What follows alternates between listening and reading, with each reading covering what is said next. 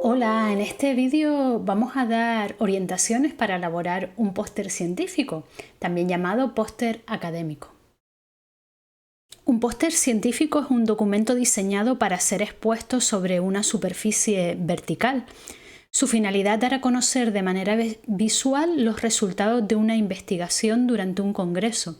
También se emplea para exponer y defender un trabajo de fin de grado o de fin de máster. Un póster ha de estar bien organizado, ser legible a una distancia de 1 a 2 metros y, muy importante, ser atractivo y ameno. Las secciones o partes dependerán del tipo de póster y del tema que trata. Un póster de un trabajo experimental tendrá las secciones que se muestran y ahora explicaremos. El encabezado, situado en la parte superior, con el título, nombre y apellido de los autores, así como el nombre y logo de su centro. En esta plantilla ya hemos puesto el logo de nuestro centro, el IES Las Huesas. El título debe reflejar el tema del trabajo, ser conciso, no más de 15 palabras y llamativo.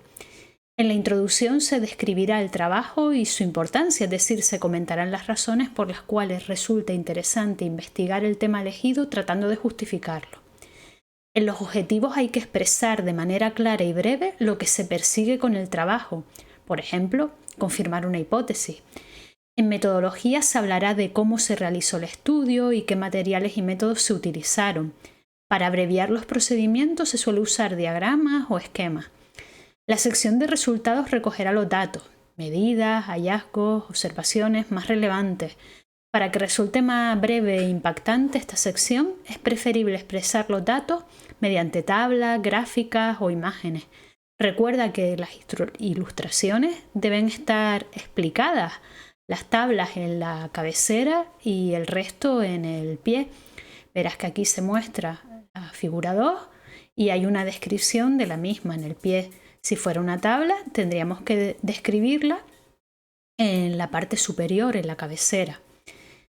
El apartado que viene a continuación, el apartado de conclusiones, transmite lo que aporta la investigación. Algunos trabajos incluyen un apartado anterior a las conclusiones llamado discusión, en el que se analizan e interpretan los datos, pero esa interpretación puedes hacerla aquí mismo, en las conclusiones. Es importante que tengas en cuenta que las conclusiones deben estar basadas en los datos y ser lógicas.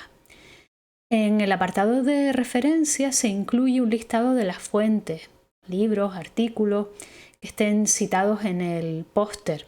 Por lo general, en un póster hay de 3 a 4 referencias que se escriben siguiendo las normas dadas por la organización, por ejemplo, las normas APA. El póster puede incluir otras secciones como información adicional. Esa sección se añade si se quiere remitir a los lectores a alguna web, vídeo o publicación. Normalmente se les remite con un código QR. También puedes incluir una sección de agradecimientos para hacer mención a las personas o instituciones que hayan colaborado en el trabajo. Y en el ámbito educativo a veces se incluye un glosario para recoger palabras, conceptos que puede que la audiencia no conozca. Si incluyes glosario, este no debe contener más de 5 términos y esos términos deben estar escritos en un tamaño de letra menor al del resto del póster. Ahora tenemos en pantalla las secciones de un trabajo bibliográfico. En un trabajo bibliográfico no se recaban datos ni cualitativos ni cuantitativos. Lo que se hace es una revisión de lo que se sabe sobre un tema. En un póster bibliográfico, a diferencia del experimental, los objetivos suelen estar incluidos en la introducción y se sustituye los apartados de metodología y resultados por un apartado llamado desarrollo.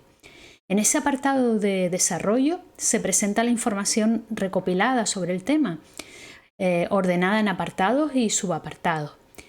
Ten presente que se valorará que la información presentada en este apartado sea de calidad y esté bien tratada. Recuerda que no se trata de plasmar todo lo que se encuentre, se pondrá lo relevante, es decir, lo importante para dar respuesta a los objetivos que nos marcamos. Por ejemplo, si nos planteamos al inicio averiguar qué piensan los expertos sobre las consecuencias que tendría para el medio ambiente prohibir el uso de envases no retornables, tendremos que buscar y plasmar información sobre esas consecuencias. Al escribir las referencias, ten en cuenta que no es lo mismo referencias que bibliografía. Referencias son las fuentes citadas en el póster, mientras que bibliografía serían las fuentes que se utilizaron para elaborar el póster. Aquí tienes, por ejemplo, las referencias y la bibliografía de la entrada Artículo científico de Wikipedia. Como ves, las referencias son solo las fuentes citadas. En los congresos, el formato del póster lo establece la organización y las instrucciones para su realización deben ser cumplidas a rajatabla. Por ejemplo, si nos han pedido que tenga un tamaño A0 horizontal y un determinado tipo de letra, debemos cumplir esas pautas, porque de lo contrario no aceptarán nuestro póster. En nuestro caso, pediremos que el póster, si es digital, tenga dimensiones A0. Ahí se indican las medidas de DIN A0 tanto para vertical como para horizontal. Respecto a la letra, usa fuentes bien legibles, sin subrayado. El subrayado dificulta la lectura. No uses demasiados tipos de fuentes. 2 o 3 fuentes es lo aconsejable. En cuanto al tamaño de letra, aquí tienes las recomendaciones. Observa que el texto de las secciones aparece sin negrita.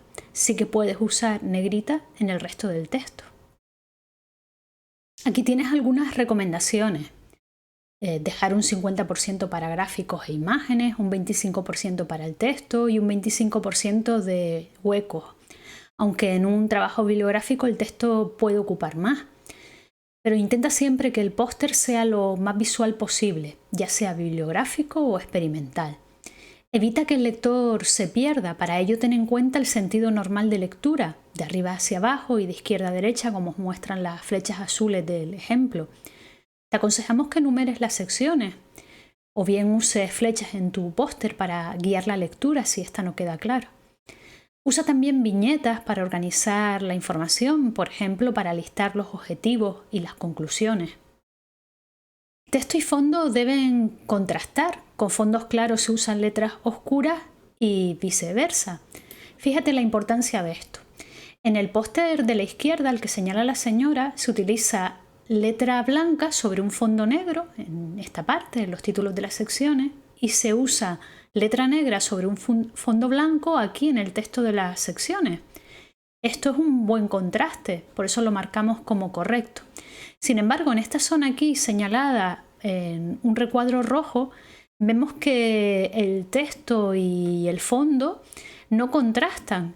Tienes que evitar esto.